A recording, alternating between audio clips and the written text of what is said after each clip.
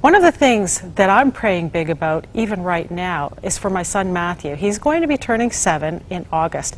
And even though he's just coming up on 7 years of age, I'm already praying about the woman that he's going to marry. And my prayer for him is that he will have a very happy and blessed marriage.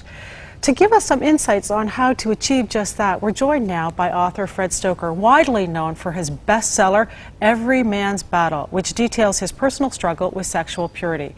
His latest is a collaborative effort written with his son Jason entitled Hero, Becoming the Man She Desires.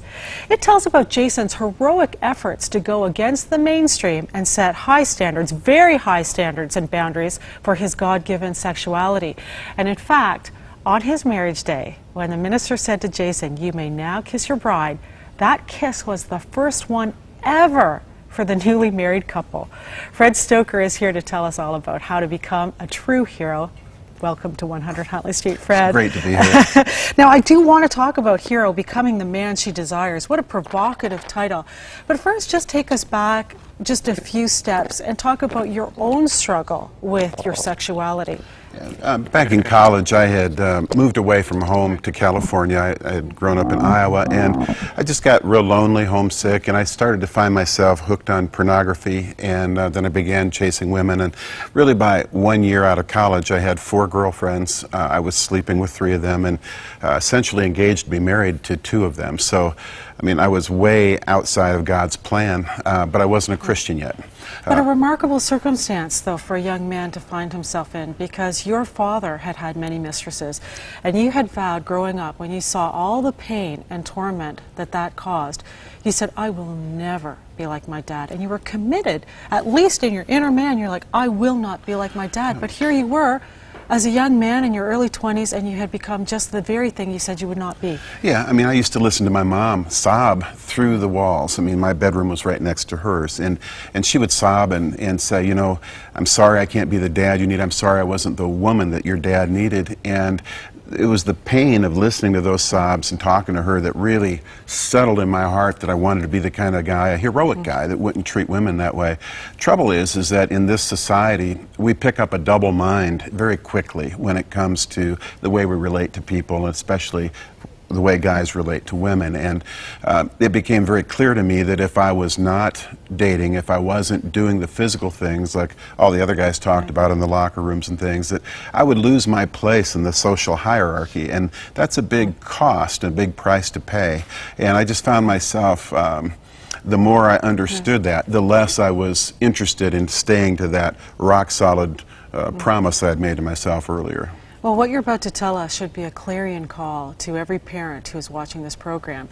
But really, that transition from commitment not to do the things that your dad did to actually becoming the very thing that you loathed started when you were 13 years of age and you went to a party at a cool kid's house. You know, it was the cool party. It was the party. The very first party that you had gone to of such a nature. Right, and when I got there, you know, I went downstairs where they had kind of a rec room down there, and I was first of all shocked.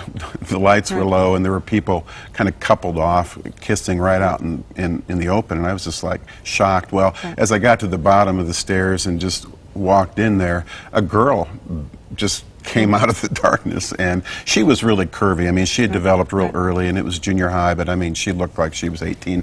And she said, you know, I'd like you, I want to be teacher. I'd like you to, I'd like to play school. I'll be your teacher, and you can be my pet. And she kind of nodded over to a room, and she was going to take me in and, I guess, teach me some things. And I was completely amazed. And I just quickly said, "Oh no, but I like Amy," just hoping to get her off my back. Well, Amy was one of the most beautiful girls in the school. I never even spoken to her before because she was just so beautiful. And so anyway, they went and got Amy, brought her over, and I was just so humiliated because I didn't know what to say. I didn't know how to act. And in fact, within 10 minutes, I'd left the party and you know, kind of slunk my way back home. And really, by the time I got home and turned on the lights at home, I had already started to soften in just that one party. I'd already started to soften in my commitment to treating girls well, because I knew that if I didn't get with the program, I was going to stop being invited to the parties and stop being part of the group. And that one event changed the direction of your life for many years. Yeah, that's true. Well, let's fast forward the story a little bit, Fred. When you became a Christian, obviously you did not want to be a Christian man and using pornography, but you say addicted to pornography is probably a much better terminology. Yeah.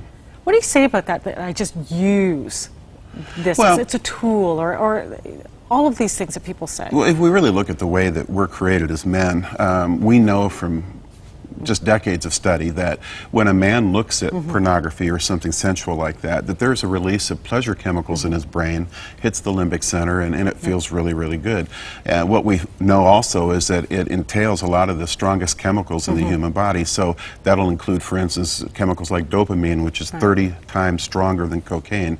We also know from research now that when you lay side by side what happens in the brain from you know, like a syringe full of heroin or looking at pornography, it's practically the same thing chemically in the brain. So for us to say that we're just using pornography, that's really a misnomer, because when you look at what's happening inside, there's a very addictive process going on. And I would also say to someone, well, then try to stop using pornography. It's a very difficult thing to do. How did you get free? Because you married your wife, you wanted to be a good husband, you're a Christian man, and yet you still had this struggle. Every man struggle.